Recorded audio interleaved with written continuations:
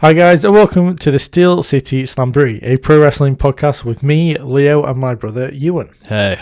In today's episode, it's going to be a bit of like a random, we're going to talk a bit about Crown Jewel, talk a bit about AEW WrestleDream, as well as some other stuff going on in the world of wrestling. It's been a while. Currently, it's because we've missed a bit. Yeah, it's been a month and a half since we've done one of these. This is the fourth episode, the second non-visual. Yes.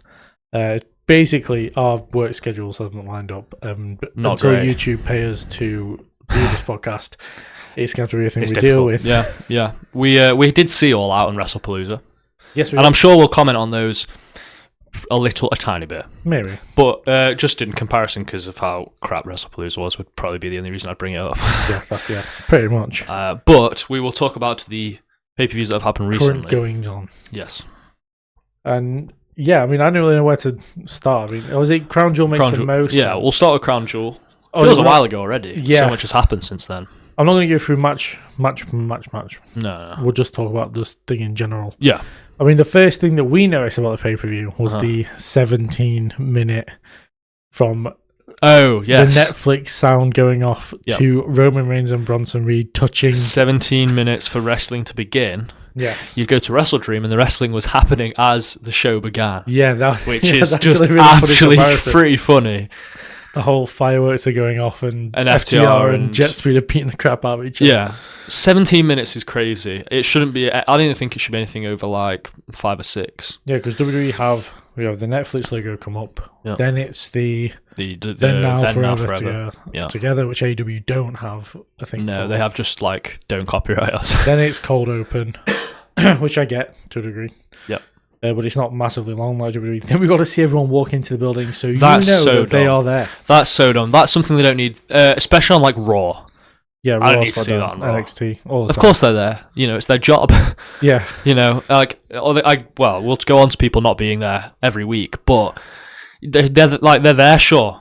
I can't even remember when it started, but now it feels like such a staple. Watching old pay-per-views is like not seeing them walk out is kind of weird. And then we've got to see a package of what happened whatever the last show was, even if it was just a Raw. Oh yeah, you can be 10 minutes late to Raw and you'll miss absolutely nothing. No.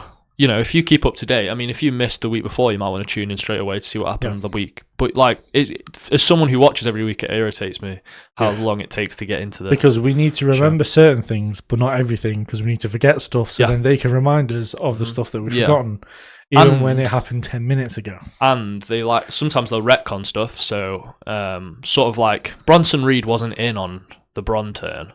No. But yeah, they retconned it on this week's Raw and made it seem like Bronson Reed and Bron had planned it together. Yeah, which he wasn't. So they, we don't want to remember certain stuff, so they'll cut that out of the package. Yeah. But yeah, it's a bit silly. Of course, the one thing I think of when I think of the whole rehashing stuff to remind people is when Kevin Owens was in the ring during the break, and he was this happened like 10 minutes ago. What the hell's going on here? Yeah, we haven't got the memories of Goldfish. We know this has happened. Especially when the whole Bloodline storyline, we were supposed to remember everything. Yeah, every there was lots of nuances to that story. We need to look in the background so then we know who's going to be lurking and all that kind of stuff. Yeah. But then you need us to forget important things that literally ended the show last week. Yeah, and then you've got the entrances of Roman and Bronson Reed, which took Roman's takes ages. Yeah, and then you get to 17 minutes, and they stand in the ring and don't touch each other for a bit. That's kind of Roman staple. So it's 17 and a half minutes before they even touch. Just mental. The match itself was fine. It was. Thing is, it was just sitting in anticipation for the interference, which was inevitably going to happen. It was a street fight. Street fights are. For WWE, street fights used to be a lot crazier than they are now. Street fights are pretty tame. If there's a street fight, it's just an ODQ Street fights were more about making it about the local place. Yeah. It was a Australian street fight. Yeah, they got into the crowd usually. A Chicago street fight. It's a Texas street fight. It's it's like a regular no DQ match, really. There's nothing special about street fight anymore. The only difference that they do for it is the fact that there is weapons that are about the specific place. to the place, so we got a cricket bat and an American Aussie rules football, which Roman threw and completely missed. Let's say that match was fine. Jay cost him, and then they did the whole I don't want to see you till Christmas. But... Yeah, which is because Roman isn't showing up, not because he's just not going to be around to see them. It's just because he doesn't want to be there. Yeah, he's got stuff to do that isn't to do with WWE. Yeah. So then, what was the next match? It was Tiffany and Vico who had a solid match. Solid match. A bit short, I would say. I think for world champions, they should be having a longer match just to put them over as like the top of the division. Yeah. But I think it was good. Then we got the match of the year candidate, Cena and Styles. Absolutely excellent. I don't want to hear all these people, these marks or whatever. They're just finisher fest in this. Who cares? That's what made it so special. Who cares? How many matches do you see where other people's finishes are referenced, done perfectly, made into the match perfectly? Yeah, I agree. The only time that would make sense, not that they do it, is a celebrity match where a celebrity decides to replicate their favourite wrestler's moves. That's the only other time that would make sense, really. But to have two legends recall their careers almost. I liked how not just John did it, AJ Styles did it with his TNA guys as well. I thought that was really well done. Yeah, so everything about that worked really well. I can understand why people should have been 5 stars. It really should have been, but it's the 4.75 classic. It's the WWE classic, I think. He just doesn't seem to want to pull the 5-star out for WWE as much, but that's my personal I can't remember the last one. It was Cody and It was fairly recently, wasn't it? Was it not Cody and AJ last time? No, Drew and Punk was 5. True. That would have been. 5. Have they not had one this year? I don't think so. Oh no, Cody and Cena was 5 stars. At some time. Yeah.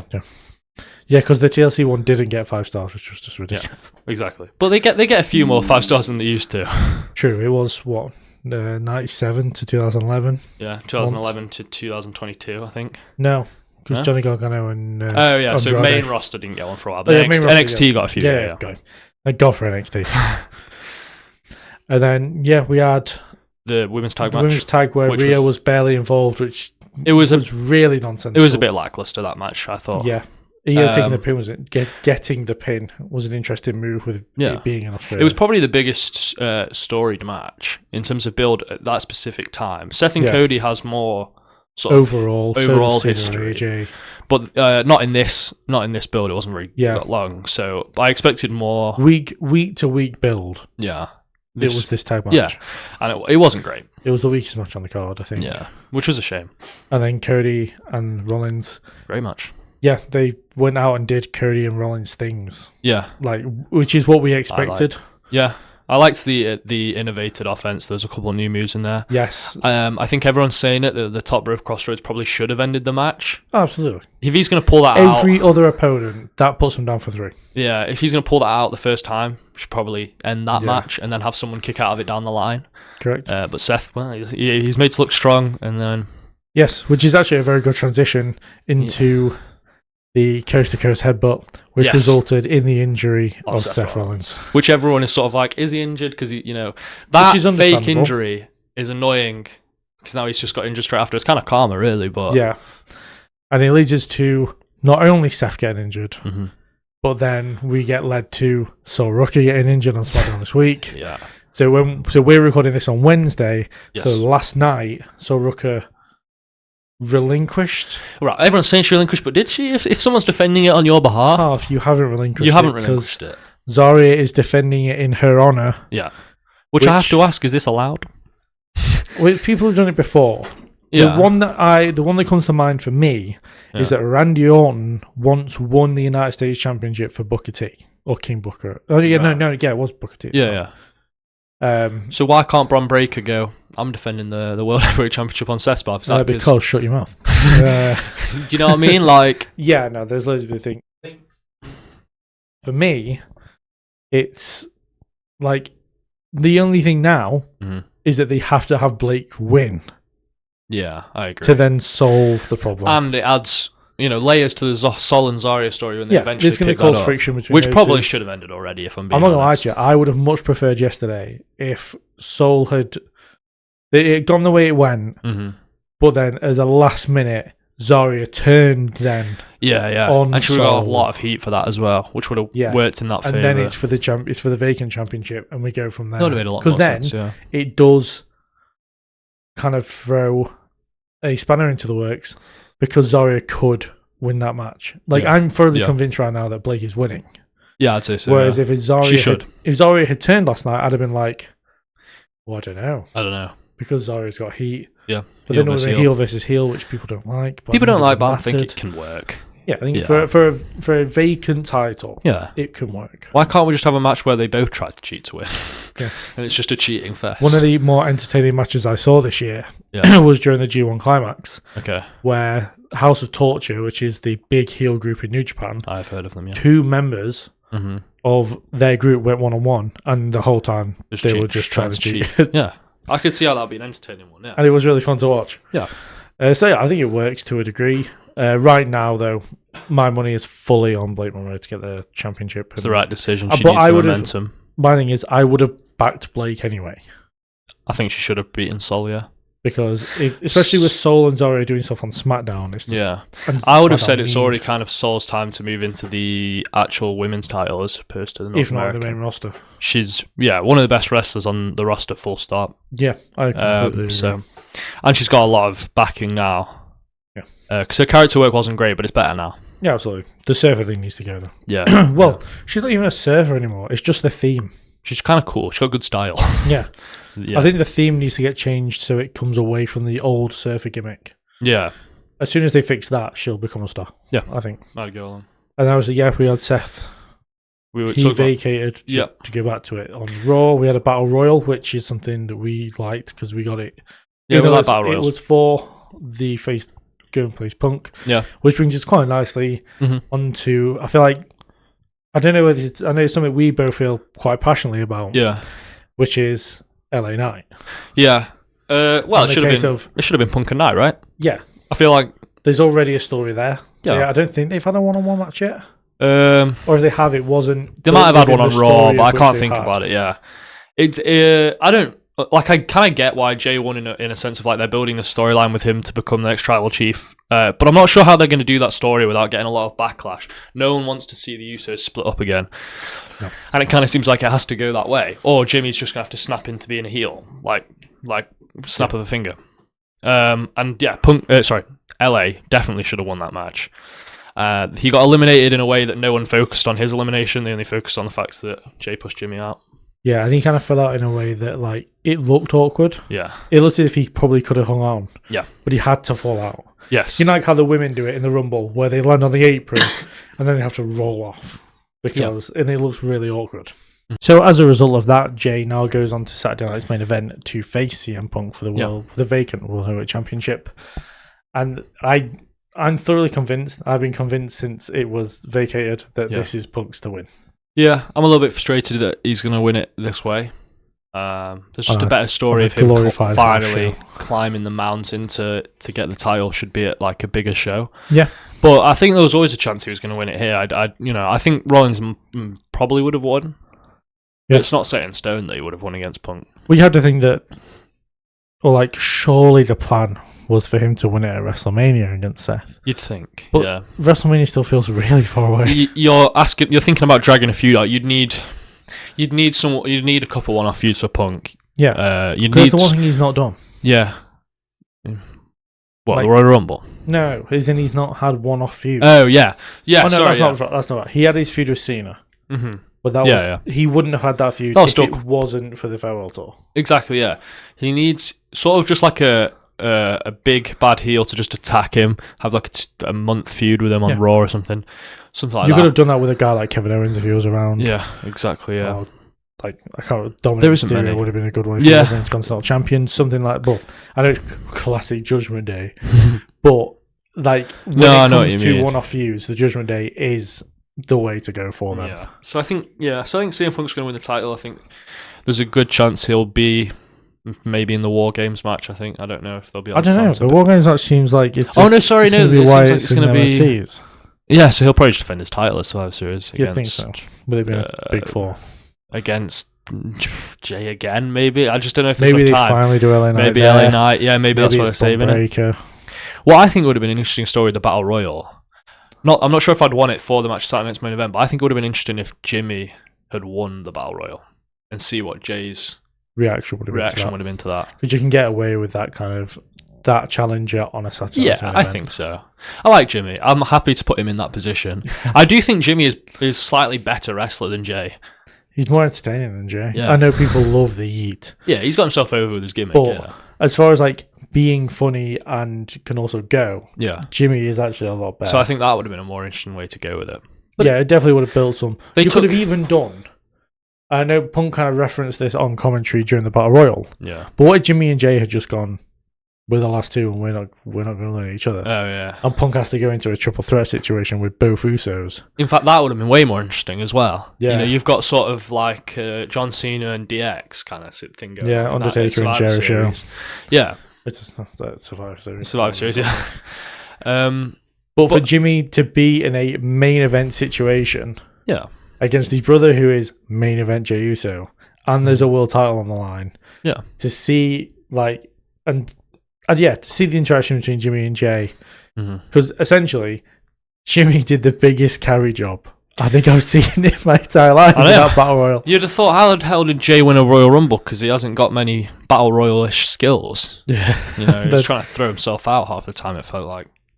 Yeah, then Jimmy just kept saving him and kept saying, even though obviously you didn't see this because I think you fell asleep during Raw. I just is that Jimmy earlier in the night was like, I'm not going to go easy on you, especially. Oh yeah, no, I did see that promo though, and then he did, and then he saved him the entire time. Yeah, it didn't help. It's like, why are we making Jimmy? Why are we making Jimmy look like a goofball for? Yeah, when I want him to be serious. Yeah, it's a very weird one. What's interesting about the Battle Royal, I thought, this was highlighted online, is just the amount of people who already had matches in the night that were put into the Battle Royal because the roster's kind of thin. Like, we need a draft, it's basically what I'm trying to say here. Yeah, which is weird because Raw doesn't feel thin. No. It only became aware. Yeah. It's because everyone got put together. Yeah. And you had like AJ Styles and Dragon. I think Dragon Lee was in there as well. Yeah. But AJ Styles was definitely, I know that. So you've got them in there. Who had just won the tag team Judgment titles, Day. Like Dominic was in there, yeah, and he had a match against Rusev. Rusev was JD, in there. All had matches. All had matches. You've got like just people who had already been on the show in promos. I know the New Day were in there, obviously, but they had a promo. It's like the Alphas were in there. Yeah, it's just we definitely need a draft because it's just the set. You look at the people they have available because this is just the people who got. And then available. they didn't put Brother in there. I think that's to protect Bron Breakker, really. Yeah, I think so too. They don't want to pull the trigger on him yet, which I understand. I don't think Bron Breakker's ready. I didn't like the turn. He could be like I think he could be a shock. He's definitely a dark horse for the Rumble already. I think so. Depends on how they want to push him. I think they have to make him one because Jacob is out. Yeah. Oh, so annoyed about that. That's an injury we didn't even talk about. That's the 3.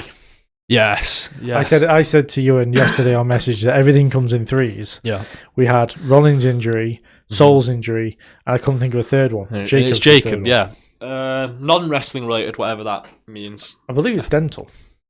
Yes. No. Yeah, it is dental. Yeah, I heard about that actually, which is weird. That's why they targeted his mouth. And he said he was going to be out for like ages with this. We're looking at like into 2026. Which is weird for dental, but yeah, gutted about that. Gums and teeth, I guess. Jacob seemed like, at the start of this year, you're looking at a guy who could be like 1 year, 2 years away from winning the Rumble. Yeah. This guy's like a massive star. They put him against Solo, and Solo won the title. On Unreal, yeah, Jay's son predicted Jacob to win the Rumble. Yeah. Over his own dad, who actually won the Rumble. It's a fair prediction. It was a fair pick, though. They put him against Solo, and I'm not going to be one of those guys that blame Solo, because it absolutely was not Solo's fault. It was the fact... I thought the feud with Solo was really good. Yeah, I know, but people blame them putting him losing the title to Solo as why he kind of crumbled. He crumbled because they didn't book him after that. No, because... Right, but this is the thing I don't get, is at the same time, did Bron Breakker not lose the Intercontinental title to Jey Uso and then just win it back not long afterwards and had 2 short feuds as Intercontinental champion instead of 1 long one? Yeah, exactly, yeah. That's where I thought that was going. That's fair, yeah. And then kind of he got hurt. Yeah. And then he came back and then got hurt again. So what are you supposed to do with that? Yeah, exactly. Yeah, I'm not going to blame... I mean, he immediately went into a program with Drew McIntyre. If that doesn't scream... Yeah. Going into the main event scene. Yeah. And he was in a 2v4 situation. It's not like he were, it was just him versus Solo. No, it was Jimmy and Jacob versus the whole MFTs. Yeah, and, they held him off, which made the MFTs look a bit weak, but in the time it made Jacob look strong. You know, he's lost the title, but he's been screwed. So it's like, that's fine.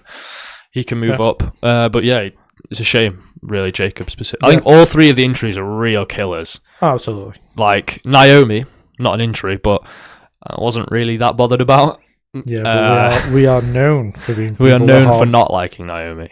on Naomi's side. But these three, absolutely shocking. We've got a solid player in the NXT Women's division who could come up at any point and just absolutely kill it on the main roster. Absolutely. You've got one of the main event guys on SmackDown, and you've got the main event guy on Raw. The guy, yeah. It just...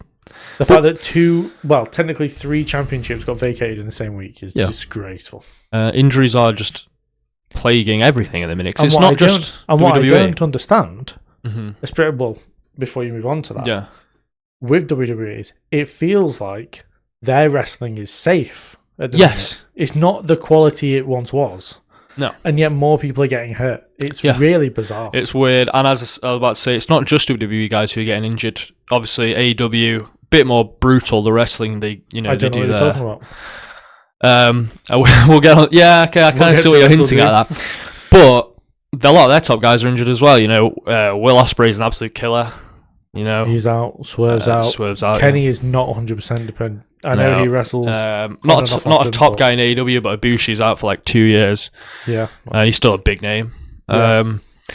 So injuries are becoming a lot more common, which worries me, but maybe it's just they're taking more precaution, I think, maybe. Yeah, true. And they're keeping them for longer, rehabilitating them for longer. We'll let the Hardys and the Dudleys go over tables match on pay-per-view. Which I'm surprised all 4 guys walked out of. I know. And the Hardys have been able to rebrand just now. Yes, they became broken. Oh, I was so happy when they went into the Lake of Reincarnation. When you said that, I didn't know what that meant. I got there. So pretty much, I was probably getting to my fandom of wrestling prime when I was getting into everything. Yeah. You watched TNA, I remember. Reading the dirt sheets and keeping up with news and all that kind of stuff. Yeah. In 2015, 2016. Yeah. And in 2016 is when the Hardys went broken. Yeah. And I loved it. Yeah, fair enough. So all these inner things. So you've got like the Lake of Reincarnation. Mm-hmm. Then Matt Hardy loses his mind. Yeah.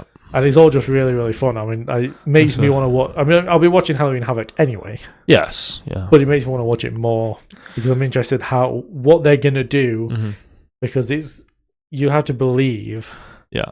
That the broken stuff is what's going to keep all 4 members of Dark State out of this match. Yeah, it's the only way.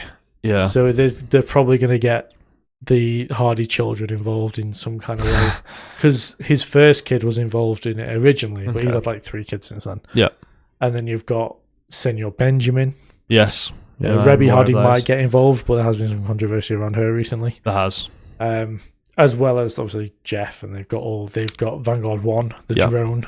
Yeah. So there's plenty of people who can like get involved. It's its own cinematic universe. That's the thing. I'd like it to be a cinematic match, but they're not going to do it that way because there's crowds now. Yeah, that's fair. Yeah. But yeah. So and on the thing of like injuries, I thought we'd go on to returns. Okay. Ilya Dragunov.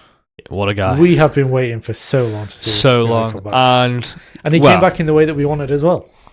Winning the US title is about as good as it can get. He answered the open challenge and he won it.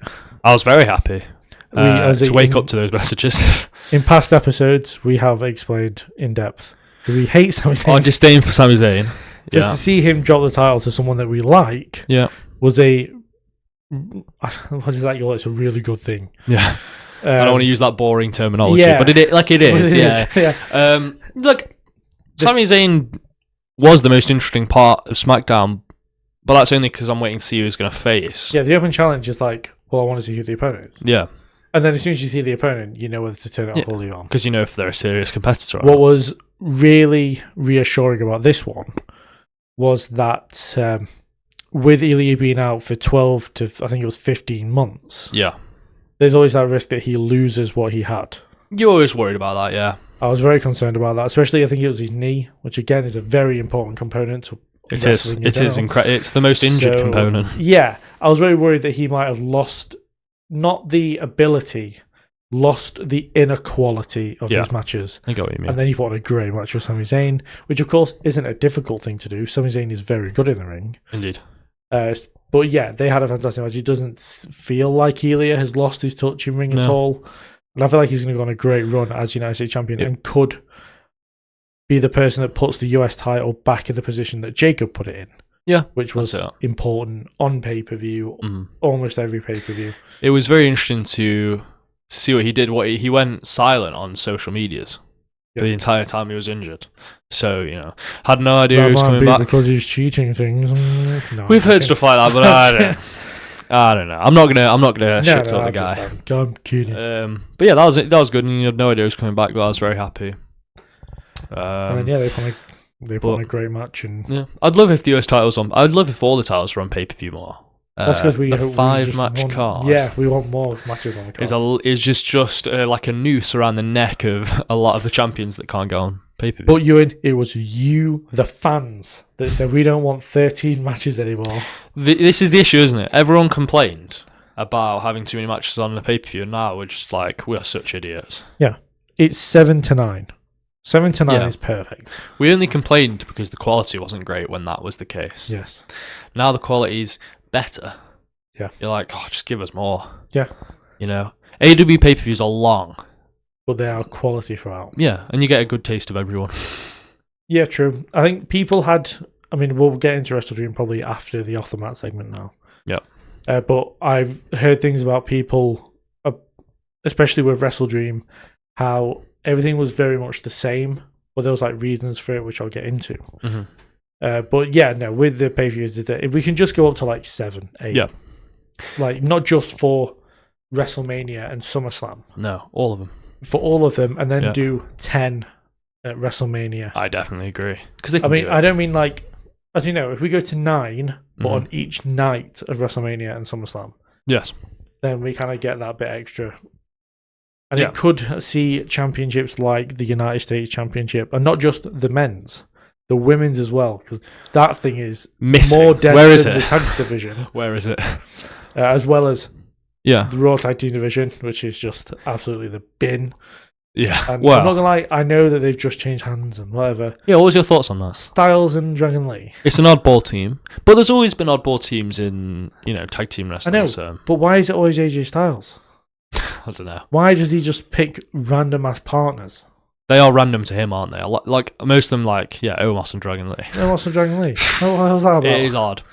This is good, and it's not as if Dragon Lee isn't in a group already. That is an issue. Is that he's already in a group? How do they feel about that? In fact, we don't that's ever what you see build. The LWO. Well, that's what you build your story around. Surely, is that they're jealous of him teaming with some other guy and having the belts. Because they're pouting with Rey Mysterio, and he's the nicest. Oh, just turn up right, Joaquin Wilde and Cruz del Toro. Right, first thing I want you to do. Oh, I heard something today. Okay. Which might interest you a little bit when it comes to that. All right. Somebody might be on Raw this week. Next week. Who's that? Santos Escobar. We've been missing. Well, we've been hearing all the rumors about him getting a bigger contract, and so they should probably use him. But we don't know if that's necessarily the truth. Well, I heard that one of the things he wanted to do was go singles. Yes, please. But he's going to feud with Rey Mysterio. Oh, definitely. What needs to happen, really? What I was going to go on and say was Joaquin Wilde, Cruz del Toro. That's what I want you to do. I want you to go to Rey Mysterio. I want you to kick him in the balls. Right? No, clothesline him. He never sees that. Take his eye out with some steps. I don't care. Whatever. Get rid of Rey Mysterio. He is just a noose around your neck because he wrestles over you every time. Correct. Then I want you to go up to Dragon Lee and kick him in the balls. Yeah. And I want you to go, we want the tag team titles. Do you remember, Ewan, when there was a time where the LWO were a group? Yes. And when it said LWO in a tag team match, it was Rey Mysterio and Dragon Lee. As opposed to the actual tag team. As opposed to the two guys who are teaming since the beginning. Incredible wrestlers, deserve way bigger opportunities and never get it. Yeah. I think it's time. They get taken out of the box for AAA, and that's it. They get put straight back again. And it's like, they're doing great on AAA. Yeah. But they can't do that here, can they not? And there's Lindsay Dorado. He could come into the LWO stuff. Where's he gone? No. He is literally just picked out for AAA. Yeah. I mean, he's nowhere. He's supposed to be in Evolve, but then I don't watch Evolve. Why is he in Evolve? Surely he's better than Evolve. Do you mean the guy that was formerly in the Lucha House Party on their roster? Yes. And they were doing stuff in NXT. And yet he got put down in Evolve for some reason. They were an entertaining tag team to watch, the Lucha House Party. Yeah. But because they weren't given especially in a time where Lucha Libre is being shown not only by WWE so much, but by AEW as well. Yes. Lucha Libre is becoming a hot commodity right now. Well, and half the people aren't even on it. Yeah, both the big companies have picked a Lucha Libre company to ally them. Yeah. And so it's got a much bigger stage than it ever had. The AAA and CMLL rivalry has actually been added to now. It has, yeah. By massive. The WWE and AEW rivalry. It's massive, but it's good. It's good because, going back to All Out, we saw another member of Lucha House Party, now known as Mascara Dorado. Yeah. I hope I said that right. He had an incredible match He got put in there with Takeshita and Okada. And he had 70% of the offense in that match as well. Fantastic. And it was incredible. So I just wanted to mention that Lucha Libre is in a great place. Yeah. These guys can clearly go. I don't see why Wacky Mod and Cruz del Toro aren't on WWE programming because they're great. Well, yeah. And then we know that he's coming back soon. Ray. That bastard heel. Rey Mysterio. It's just retire. It's just retire. The thing that makes me laugh the most about how Rey Mysterio is seen within the company is his position on posters on every pay-per-view. He's on the poster for every pay-per-view he is on. And he's in like a front part. And he's in like none of them. He's in like none of the pay-per-views. We haven't seen him wrestle in months. And he got on the Survivor Series. His last pay-per-view was Royal Rumble. Yeah, he was on the first Worlds Collide. But he only did a promo. Yeah. His last time wrestling was in the Royal Rumble match. Yeah. And you think you were number one. Yeah. Start low. Aim higher. Yeah, I think... Well, I mean, I'm assuming he's going to be done soon. Like, just leave him. Let's just have a 2025 without him. No, I agree. I don't like him. Going back to sort of injuries and sort of that whole thing, I thought would be a good thing to talk about. The fact that basically everyone's a part-timer now. Yes. Apart from there is a very select roster of people which are on every show every week. The Usos, LA Knight, the Judgment Day, yeah, but not all members necessarily. The women and Dominic, but Finn and JD aren't necessarily on every show. Yeah. I don't get it. Triple H explained it. He wants us to miss them. Yeah, he wants us to miss them. Absence so that when makes the heart grow fonder. Exactly, so they will pop. And they started with Roman Reigns, I feel like. Roman Reigns returns this week after like 2 weeks. Yeah, it was the title reign where he wasn't around all the time. Yeah. He became the hypocrite that he wrote for in 2018. Exactly. Yeah. And then, since then, like, it's CM Punk's part of the roster, but he's not here every week. Yeah, he's part-timer. And the biggest criminal part of all this is AJ Lee. Oh, yeah. Thing is, now I'm starting to question whether it was just a one-off. Yeah, it doesn't feel like she's on a full-time contract. No, if it is, this is the worst contract ever. Like, it must be Royal Rumble she's coming back then. It has to be. Because there was the discussion of War Games. Yeah. She's not going to do War Games. She's not going to do War Games. Your second match is going to be War Games. You're joking. You're joking. Thing is with, her in the Royal Rumble is you've got, like, I'd say you've got to worry about the fact she might win it. She's going to be a favourite. I agree. She's probably going to be odds-on favourite. I don't think she should. No. I think it probably should be Bianca if we're not going to see her till then either. I don't know. I think it's Liv. Or Liv, yeah, if we're not going to see her till then. My money was going to be on Liv. The only reason why I don't know is because they hinted at bringing this Roxanne and Dom stuff back up on Raw, which might suggest that Liv's coming back earlier than we thought. But then Liv can still get a Rumble win. Because the only reason... The thing is, like, it comes across like I've just completely shut down your Bianca thing. Yeah. There is a reason for that. Because you think she's coming back. Next year. In Saudi Arabia. With WrestleMania in the Kingdom of Saudi Arabia. There's only a select women who can win that Rumble. Yeah, not many of them are over. It's Bianca. It's Tiffany. Yeah, I get what you mean. No, Tiffany's Australia. Tiffany's over in Australia, not... I mean, she's still kind of over in... Yeah. She's still over in a lot of places. The thing is, I said to you, and I feel like this couldn't be more true, is the case of the Women's Rumble next year, whoever gets the biggest pops will be the favourites for the Rumble next year and will be in the title matches at WrestleMania. Yeah, I'd agree. Because then they can figure out who is over in Saudi Arabia, because they don't change their minds. It's a damn shame. It shouldn't be like this. It is the biggest issue with the Saudi Mania. You can poke as many issues you want about the way Saudi Arabia is, but the disrespect towards women for literally no reason. Yeah, it's going to be... it's a cancer. I mean, I'm trying to think. WrestleMania had, 14, 15 matches last year? Over 14 maybe, yeah. We're going to get 2 women's matches on next year. Oh, yeah, they're not going to push more. They're not going to do the women's tag. I can't imagine. They're not going to do the women's mid-card. They'll do them on the... WrestleMania SmackDown, WrestleMania Raw. Yeah. We're all waiting for this Power Ranger Rumble. Yeah. Where they all look like a bunch of idiots. Yeah, it's going to be terrible. Because crowds do affect a match. It's one of the first things you notice when you watch a match is like, God, the crowd is so dead.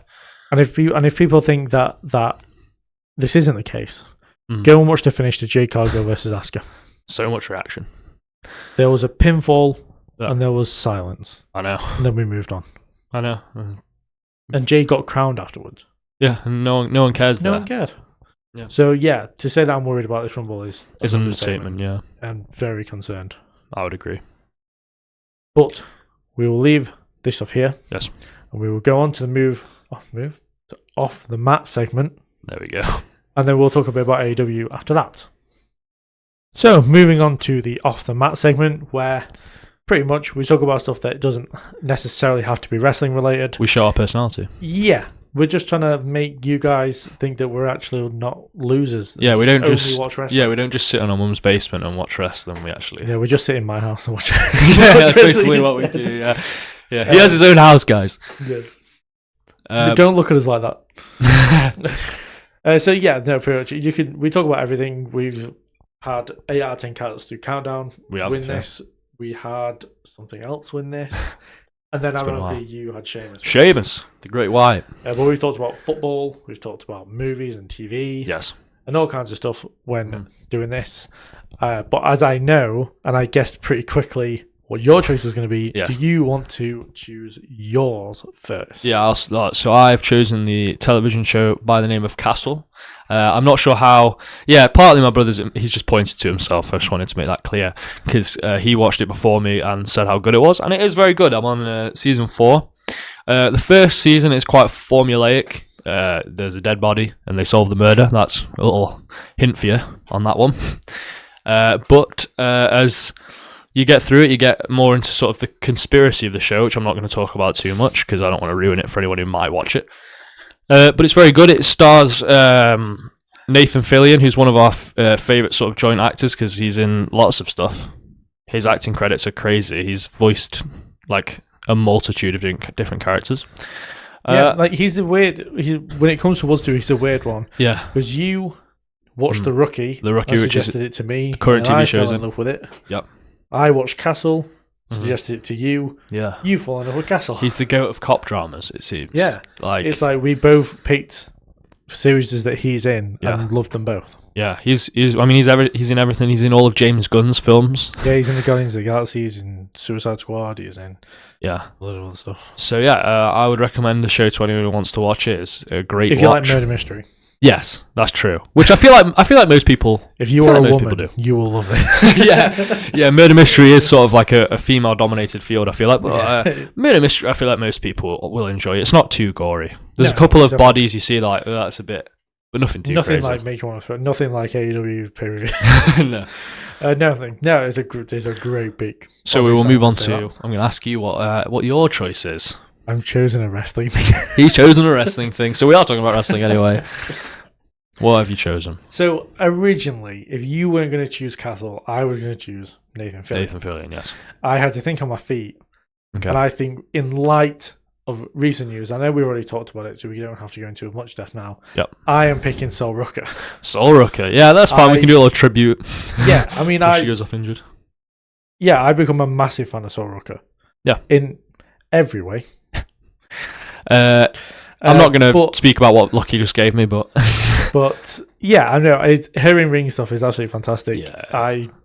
The matches that always stand out to me are the two with Kalani Jordan. Yes, they're just athletically fantastic together. They've got great chemistry together. I showed a good friend of mine, Ellie, the first match with I think it was Heatwave last year with those two. It was, yeah, and even she enjoyed those matches. Yes. So yeah, for me, Sol Rucker has been a real standout this year. I'd probably argue she should be in, if not Wrestler of the Year, because there've been a lot of Wrestlers of the Year. That has 100% Breakout Star of the Year. Yeah, I'd go with that. Yeah, and she's probably had one of the best years of a competitor that could be in WWE. I'd agree. Yeah, I think only Stephanie Vaquer could have her beat. Yes, and then Carl Fletcher in AEW. Carl Fletcher had a great year. Yeah. So, but yeah, she's been absolutely fantastic all year. That's a great shout. But I think the fact that she's now injured, I thought would be a good time to put her in this because we don't know when next time we're actually going to see her wrestle. So no, so yeah, pretty much fair choice. It's a very quick off the mat segment because we spent a lot of time talking about a bunch of stuff in the first part. We did. But if you want to vote for which one you prefer, there will be a poll up on the Steel City Slamboree channel and on my Wrestling Retrospective channel, so you guys can vote for those. And obviously the podcast will be up on both those channels as well. And yeah, we will get into kind of the last part of, which is more AEW based rather than the first part, which was very WWE based. Elite. And moving on to the last part of this, which is more about AEW WrestleDream, as it was only last weekend. Yes. So it was not too long ago. What, 4 or 5 days? Yeah. So as of time of recording, which is Wednesday, and I think this is going to come out on Friday, I think. Or Saturday. It is Wednesday the 22nd. Yes. It will be out before Halloween Havoc. Yes. So either way, it's been a week. Okay. And yeah, WrestleDream was a decent show. Yeah. I think I found myself with AEW, is that I enjoy the pay-per-views when I watch them with you. Yeah. And then I realised how much better they were wrestling-wise when I rewatched them. But I'm fully concentrating, I'm writing my reviews for videos. Yeah. You know, when it's like, I don't know, that sounds really insulting to you. It does. It sounds like I ruin the wrestling quality. I think it's just a case of because we're talking about the match at the same time. Yeah. You're not fully concentrating on what's going on. Yeah. Okay. So then when I'm fully locked in and analysing stuff and looking at chemistry and pacing and what's happened in the ring and all that kind of stuff. Yeah.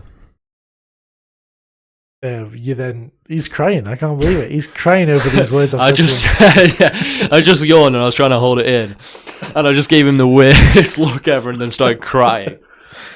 Sorry. No, you can come back for pay-per-views if you want. It's not an issue. You just said that I ruined them for you, and I just can't get it. So yeah, anyway, the night started off with Jet Speed and FTR being the crap out of each other. The match was fine. We didn't see much of it because we didn't watch the pre-show because the pre-shows, they're just not worth anything. on AEW, specifically the obviously, I mean, WWE don't really do pre-show matches anymore, but AEW, yeah, it's like they're just thrown together usually. We're going to do a 2-hour pre-show. No wrestling on it. I don't know. To be fair, I'll say this, I don't know what they speak about because I don't watch it. But yes, no, the matches started off with Tekla versus Jamie Hayter. Yes. It felt like it was more on the card to plug Blood and Guts.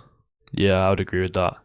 I don't think it necessarily needed to be on the card here. It would have been a lot better on a Dynamite. I feel like it would have got a lot more love on the card if it had been on a Dynamite. But it was a decent match. Tekla got a good showing. They involved the wife of Luthez. I forgot about that. Yeah, yeah, that was really weird.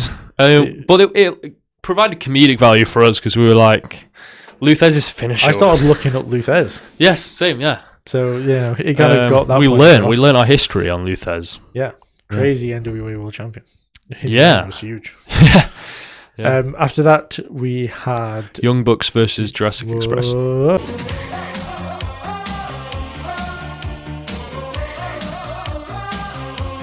That was a great match, really good match. Yeah, it was one of the better. I mean, I kind of expected it. Really, it was weird. All the best matches on this card, were tag team matches. I don't think it's crazy to say that.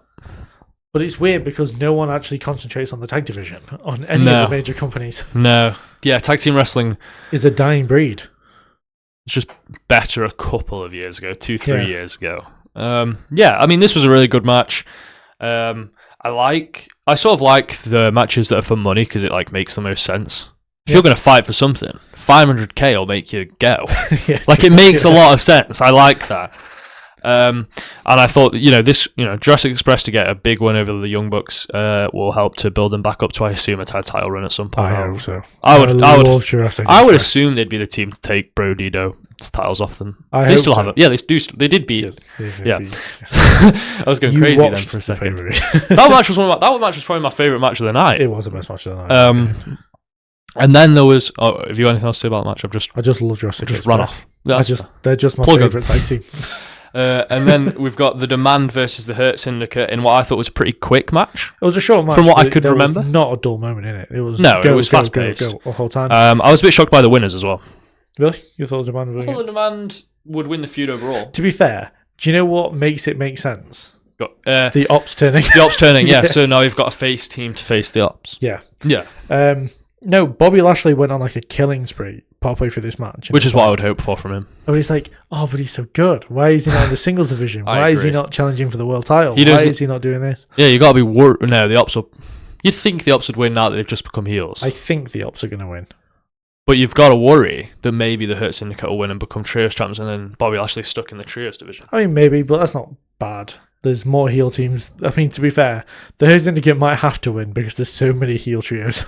Yes, that is true. I was saying there's a lot of heel teams at the minute. Yeah, because we listed them on messages, and Ewan just completely forgot about the Death Riders. The Death Riders. The heel team. I don't want to mention them. They might come after me. They might, hopefully. Yeah. What do you mean, hopefully?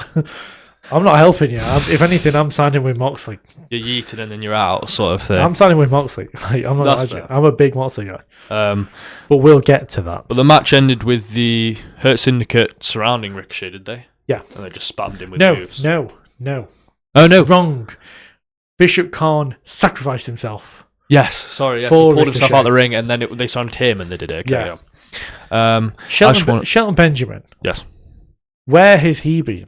I know. This guy that knees the absolute hell out of I was people. just about to mention that. I was about to do a shout out to Shelton Benjamin's knees because he gets. He was not doing that in WWE. No, he wasn't. They're if killer. he was doing that in WWE, it's the thigh slap or whatever. He gets the nicest and the sound. It's brutal sounding. Like this has been not only a career resurgence for like MVP, who's finally kind of looks more comfortable in AEW than he did in WWE. Yeah, Shelton Benjamin looks incredible now. Yeah, well, I'm sort of just getting 50. along with the. I know. Well, let's talk about the fact that the athletes are these guys and they're all like 50. It's nuts.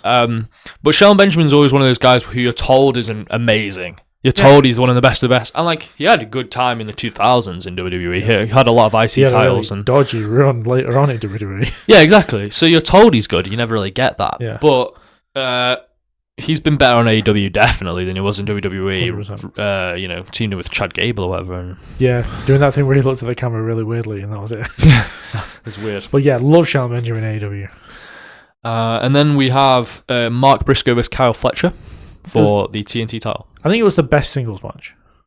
I don't think that's crazy to say. I don't think this. We didn't have an absolute classic singles match in this card, did we? No. So, Kyle Fletcher keeps delivering good matches. This match was good. It wasn't, It wasn't a barn burner. It wasn't a barn burner. You're right about me on this pay-per-view. I was tired. I can't remember an awful lot from this match. Thing is, when you've faced each other 5 times, there's not a lot more you can be doing. Yeah, I know what you mean. But no, this was a solid match. I think if anything, this is just like another thing for Kyle Fletcher. Yeah, it's another win under his belt. Yeah, I am becoming a massive fan of Kyle Fletcher. I was worried that his gimmick might annoy me. Yeah. But in the way that a heel should.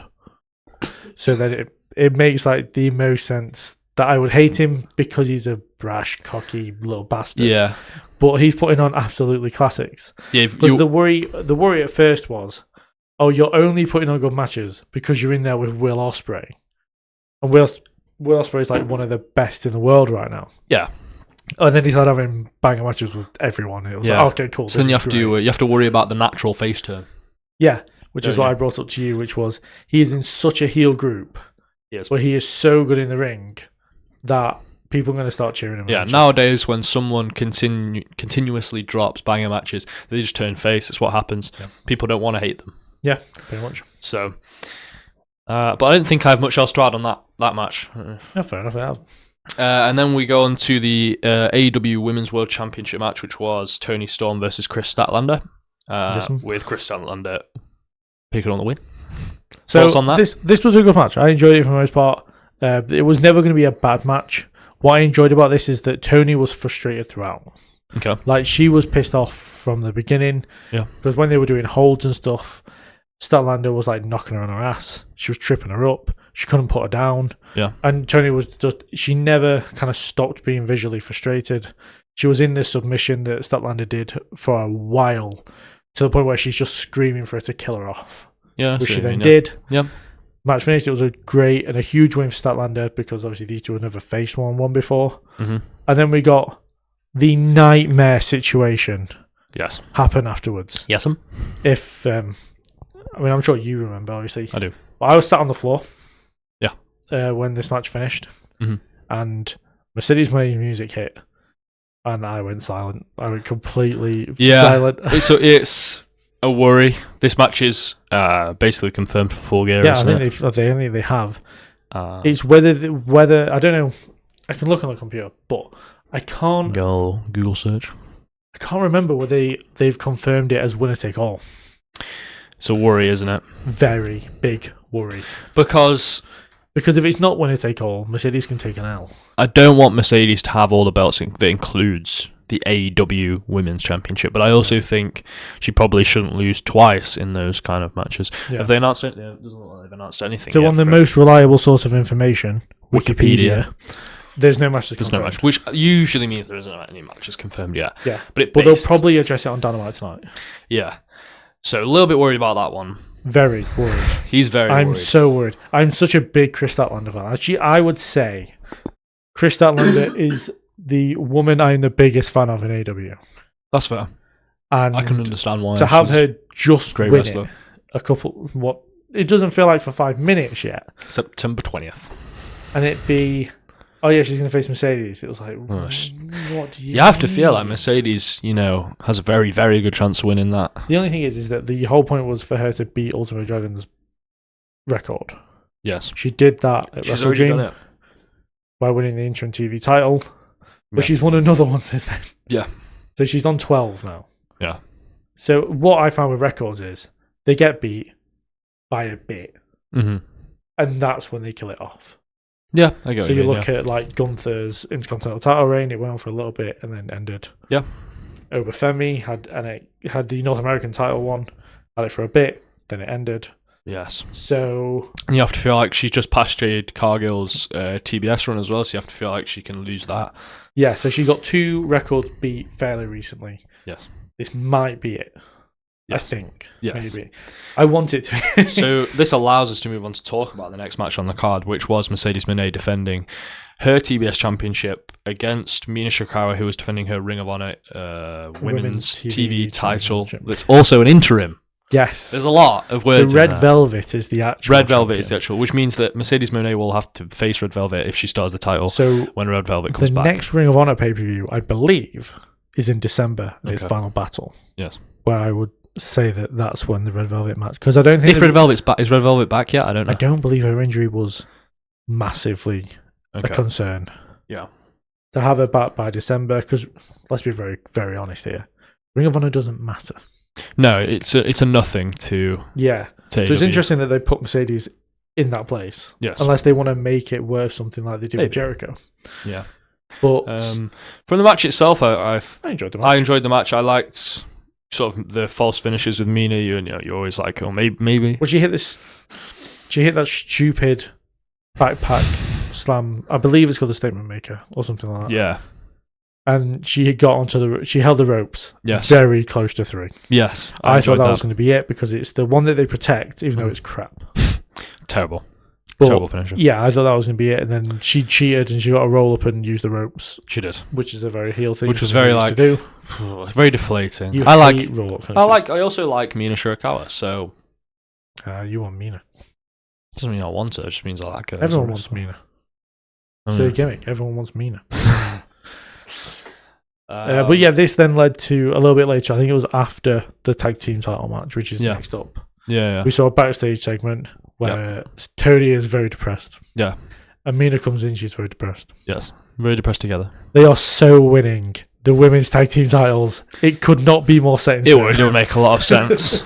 I think the tournament final should probably be them against the I want to say it's the Triangle of Madness, but I don't want to get the name of it. I don't know. I really want it to be Megan Bayne and Penelope Ford. That's fair. Because Megan Bayne needs a championship. Yeah. I think Megan Bayne could be one of the biggest things that AEW could have, but for some reason they stick her in the division, which won't stop tag team matches no matter every week. Tag team matches all the time. Forever. Tag team matches mostly on Collision. Yeah, that's fair. Yeah. Whereas she had this great showing against Toni Storm earlier in the year. She did. And they just didn't capitalise on it. Yeah, she's got all the look and the appeal of a big star. Yeah. But, I mean, she's relatively new, so I'm not too worried about her ability to get back up to the top. She's going to have to kill Penelope Ford at some point. You'd hope. That's a bit harsh on Penelope Ford. Penelope Ford does nothing for me when I've seen her wrestle. Yeah, that's fair. But yeah, apart from that, I don't really have anything to say about anything else in that sort of... Just looking forward to the bracket, see what the bracket's like tonight. Yeah, that's on tonight. How big? Do we know how big the bracket is? Is it like 4 teams? It has to be 8 teams? I think it's 8. You'd assume it's 8 when teams. I worked it out and did the video, I did a video kind of not predicting. It's like the tournament I'd like to see. Yeah. I got 8 out of it. Yeah, that's fair. That makes sense. It kind of felt like I was clutching at times. I put Shida and Yuka Sakazaki together. That felt like the biggest clutching of straws. It could happen. Yeah, but we haven't seen Shida in ages. Yeah, that's fair. And then we go on to what I thought was the match of the night and the last match I watched of the show before I went to bed and then caught up next day. Yes. Which is the Don Callis family, composed of Konosuke Takeshita and Kazuchika Okada. That's a mouthful. Yeah. Versus Brodido, the AEW Tag Team Champions. That's Bandido and Brody King. And Brodido retained the titles. It did. It was a really good match. It was very, very It was a lot of fun. It was long. It was it was given a lot of time. These guys, they're putting these guys over massively. Which is weird because, and I said this in my review of it, is that 3 of the 4 people in this match I still consider singles competitors. Yeah, Brody King's the only one who's a tag team. In a tag team, and he's not even in the tag team that he's supposed to be in because Buddy's injured. Yes. But yeah, Brodido works so well. Really well, yeah. I can't remember a lot of the moves, but I just remember I was enjoying it at the time. I was locked in by the wrestling. It strikes. All of them strike so hard. Yeah. We got the sort of thing of will they coexist? That's Takeshita and Okada. Because the answer is yes, but not at the end. So I guess we're just supposed to, we're building to them having a one-on-one match. You'd have to assume. Yeah, probably World's End. The Continental Classic. It's going to be the Continental Classic final. I cannot wait. For Okada versus Takeshita. It's a match I've been wanting all He's been fiending year. For it. Fiending like Travis Scott. I cannot believe we're going to wait till the 27th of December to get what should be match of the year. Yeah, it should be really good. Sometimes a match is so good that it's just sort of I enjoyed it. I don't really have anything else to say about it. Yeah, the whole thing was a highlight. Yeah. So, I can't point things out because everything was great about it. Uh-huh. But Don Callis puts out you'd say his strongest team on paper, and they come up short. So Brodido. Yeah, but they're not the usual tag team. No, that's true. Don Callis family is a unit. Nah, it's crazy. They've got one member who we can't talk about for another possible year. Yeah, Wardlow came in. Yeah, and Andrade. Yeah, Andrade also came in. Could be gone for about a year. We don't know. That's mental. That's like a whole other podcast talking about that whole thing. I mean, talking about non-competes and stuff like that. Well, have you seen Samantha? I didn't know Samantha Irvins was 2 years long. 2 years long for what? Shouting on a mic? Yep. How the hell are you supposed to? That now. I know, but I don't have a non-compete, so I can do it. Might do it in her face. Brag. You're going to do it in her face? Oh, sure, yeah. Ricochet's on me now. The demander on me. The thing is, it doesn't seem like it's had a bad effect on her, considering that she's practically doing OnlyFans through her music videos. They are crazy, yeah. Yeah. Obviously, we have to watch that through research, nothing else. We just have to keep informed in the rest of the world. I just see it on social media. That's fair. Do we want to move on to the AEW World Championship match? We can. Samoa Joe loses to Hangman Adam Page and then decides, I've had enough. Yeah, he turns heel because he's levels above Hangman Page. Is he though? I mean, I don't know. It's kind of. I mean, right now, probably not. No, is a thing of interpretation. Interpretation. There we go. Because Samoa Joe is a legend. He is, yeah. No, I know that. It's just that his best days are behind him, whereas Hangman's best days are right now. Right now or behind him. Yeah. Again. Kind of. But yeah. This match I thought was slightly disappointing. Yeah, it was weird. I was expecting I was curious to see how Hangman was going to do his moves against Samoa Joe. Yeah. And he kind of just didn't. He did. Well, he did the dead eye. Yeah, he did the buckshot, but if you look at the Carl Fletcher match when he's dropping Carl Fletcher practically on his neck, he can't do that stuff against Joe. No, true. They did the whole moonsault to the outside where Joe moved, but then Hangman landed on his feet, so then that cancelled that out immediately. Yep. And what I noticed the most was there was just a lot of nothing going on. Yeah. There was a lot of moving around to set up for moves, a lot of selling, I know selling's part of it. Yeah. But when it's really slowed down, I know that Joe has a very slow and methodical pace to him. He's a very Roman Reigns type. Yeah. But it just felt like, when it's the difference between a match that's slow and a match that's longer. Yeah. It's the fact that you don't realise there's nothing going on. Yeah, true. Yeah, I see what you mean. And that is a match where I noticed I think the crowd hurt this one. I don't know if anyone noticed that the crowd were particularly quiet during this match compared to some of the others. They got up for their big stuff. The clutch, the buckshot lariats, the assaults. Three buckshot lariats. Which makes sense. Joe's a big guy. He is a beast, yeah. And then, the ops turned afterwards. Which is, interesting. Really questionable considering that the last thing they were doing was feuding with the Death Riders. Yeah, I know what you mean. I see what you mean. But you've just been feuding with them. The big bad guys, and now you're bad guys. And Hangman sick of the shit. Part of the group. Yeah. Even if Hangman was still in the elite, it would have made more sense. Yeah, I know. There's another issue with this is, and we touched on this before, is there's a lot of heel teams. You know, when good guys are going up against the Death Riders, they literally have no one else to help them out. Oh, really? And are we sure we want to take away good guys? I'm not gonna lie to you. I'm not going to be calling upon the Dark Order to come out and help me out against the Death Riders. we need some faces. Yeah, because the big face group now is the Hurt Syndicate. Yeah, which they're great guys. No, they are. But when you've got the Death Riders and the Don Callis family running stuff, in groups, the last thing you need is another heel trio, and not like a crap heel trio. This is composed of one of the best. A Japanese legend, Shibata. Yeah. You've got a legend in America, Samoa Joe, and you've got Powerhouse Hobbs, who's he feels like an up and comer to me, but he's probably not that much. That's the way I would describe it. But he's an up and comer, just in the same way that LA Knight is an up and comer. Yeah, even though he's older, longer overdue. Yeah. And then we'll move on to the main event. Do we have to? I don't really want to. Well, no, I like complaining actually, so maybe. I don't know. Right, okay. So obviously it's Moxley and Darby Allin. It is Moxley and Darby Allin. It's an I Quit match with Darby Allin winning. So what did I put it? In my video, I said 6/8 of this match was Jon Moxley beating the piss out of Darby Allin. It was, yeah. So we had him, which was very questionable. I don't know if you noticed this when you watched it. What's that? Moxley targeting the jaw and mouth of Darby Allin in a match of which you have to say I quit to. Yeah, what if you can't say it? You can't say it. We then saw. I can't remember in exact order right now, but we saw a Death Rider through the tables, which was a pretty solid spot between these two. Yeah. But then we went into the really grim stuff. We saw the skewer into the nail. Probably one of the grimmest moments of the match. It's very uncomfortable because we can all relate to those moments where you do stuff with your nail and it fucking hurts. I'd almost say that probably is the most painful spot of the match because waterboarding on a relatable. Waterboarding isn't really painful. It's just panicking, and then he'll lift you up. I don't know. He did throw him from the ring to the announce table, and the announce table didn't break.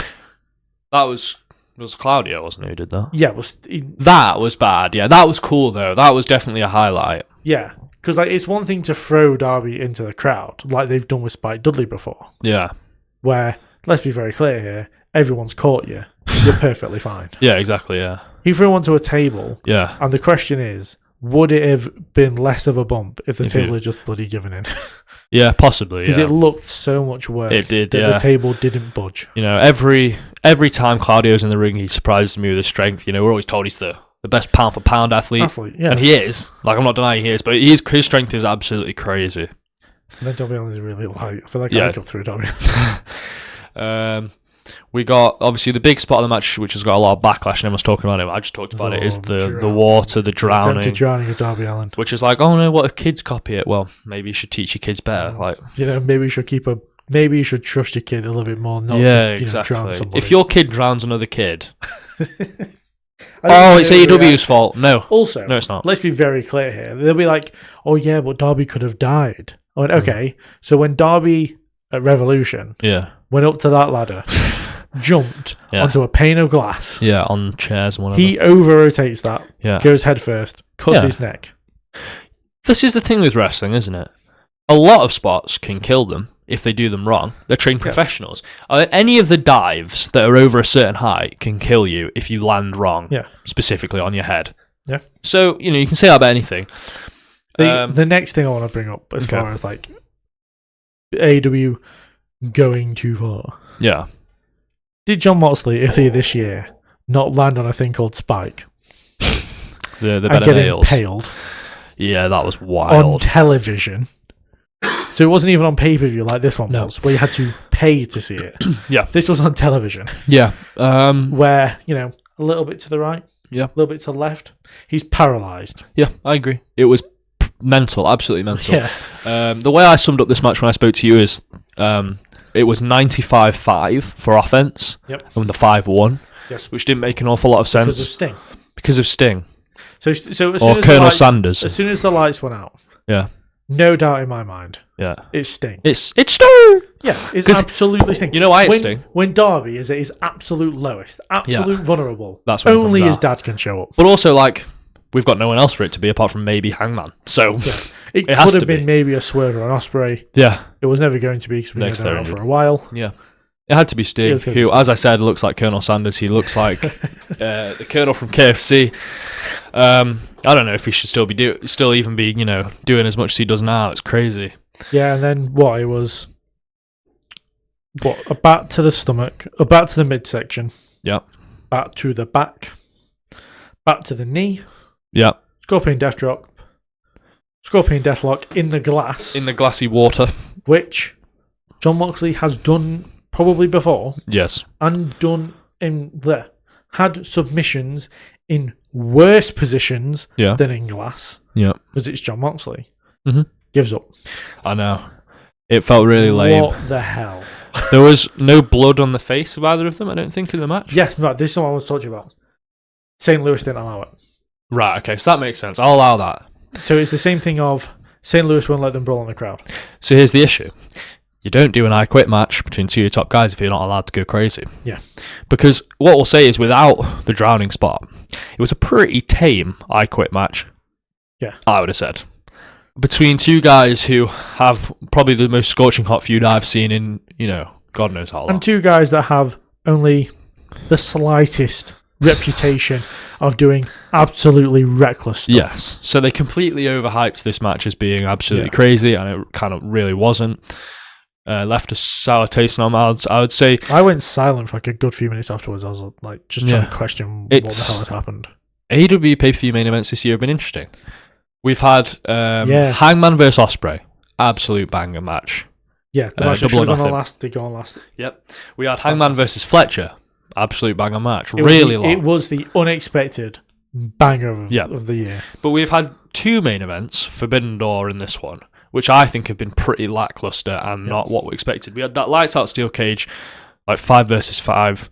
Yep. Which we spoke about on one of these, which we thought was Tanahashi was out to kill himself. Yeah. And they were like, nah. No. We just thought that was a bit crap. Yeah. I think it was crap.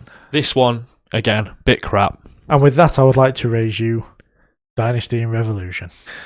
Revolution, obviously, we know was Christian crap. Cage cashing in. Everyone hates that. That is going down as one of the worst matches of AEW history. People hate that one. And then Dynasty was Swerve and Moxley, where the Young Bucks came back. Which I didn't see loud. I personally probably would have liked, but people didn't. And I know that. It was like, the Young Bucks. Really? I mean, they are the biggest bastards in AEW, aren't they? Yes, but it was just like, we could have really... Yeah, I see what you mean. So, yeah, it's like AEW pay-per-views have been very good. Yeah. I am not going to take away from the fact that AEW have been the kings of pay-per-view this year. Yes, definitely. Just because they can't finish doesn't mean it was a bad performance. I agree. So the main event choices have been strange. The best main event choice of the year was Hangman Fletcher. Yeah, I go. Because it could have been the coffin match. Stuff, yeah. They could have done what they did here at WrestleDream. They could have done Darby versus Moxley in the coffin match, which again was okay. Yeah. Wasn't the type of match I was waiting for, because the coffin match kind of does take away a little bit. It does, yeah. Certain matches. What's good is not for AEW, but for WWE, the disparity between Crown Jewel and WrestleDream was much smaller than WrestlePalooza All Out, if that makes sense. Yeah, it wasn't a few hours. All Out storm rolled, where WrestlePalooza was way better than WrestlePalooza in every way. Here, WrestleDream was probably better than Crown Jewel, but not by nearly as much, in my opinion. Yeah, and the fact that we could process Crown Jewel for a week, and go into WrestleDream with a fair frame of mind, instead of going all out straight into WrestlePalooza. Well, that will be a luxury. That will be, because going forward, there's a good chance it will be 4 or 5 hour AEW pay-per-view, 3 hour WWE pay-per-view. It took them long enough, you know. Well, yeah, no, it's going to be an interesting next year, I think, when it comes to pay-per-views. The Royal Rumble in Saudi Arabia is a risk. We've already talked about that. AEW should counter. But AEW, so AEW, they do have a January one. Well, they don't. What is it? Wrestle Dynasty. Wrestle Dynasty's in Japan. Is Japan.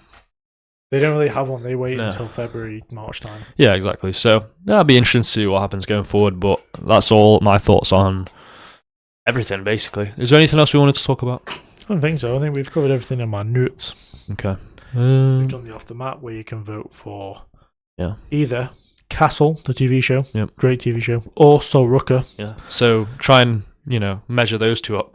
If you can. Yeah, try and choose one of those ones. They're both great choices. Yeah. Is there anything you would like to plug for this week? Ewan isn't a big social media guy. No. So instead, Ewan plugs. Well, I mean, I watch a lot of social media. I don't do a lot. I don't do a lot on it. No. So Ewan plugs random activities that you should do, essentially. I'm gonna plug the band Biffy Clyro. They just dropped a new album. It's pretty good. I haven't listened to it yet. No, I listened to it on the coach home from Newcastle the other day. Oh, fair enough. So yeah, go listen to that. Yes, listen to Biffy Clyro is the plug for me. The _wrestling_ retrospective on Instagram, and the YouTube channel The Wrestling Retrospective, which should be linked on the Slamboree channel. Yeah, because he's got lots of good videos coming out, and I know that because they're all good. Yeah, I mean that is true. But there is a lot of stuff coming out. I do upload every day to every other day, so there's lots of stuff. Lots of stuff coming out. Be excited. I think when this video goes out, I'll be in the middle of coverage of Halloween Havoc, as well as I've put together a Continental Classic. Yes, that I want to see. You made sure to check the maths with me. With the men, and I've even put a women's one together. I don't know whether they'll do it, but I thought for a bit of fun. But yeah, why not put a women's one together? So do check those out. They're coming up on my channel very soon. I think later this week. So yeah, thank you very much for watching. Thank you. And we will see you guys in the next one, hopefully sooner than this one has come out compared to the last one. Yeah.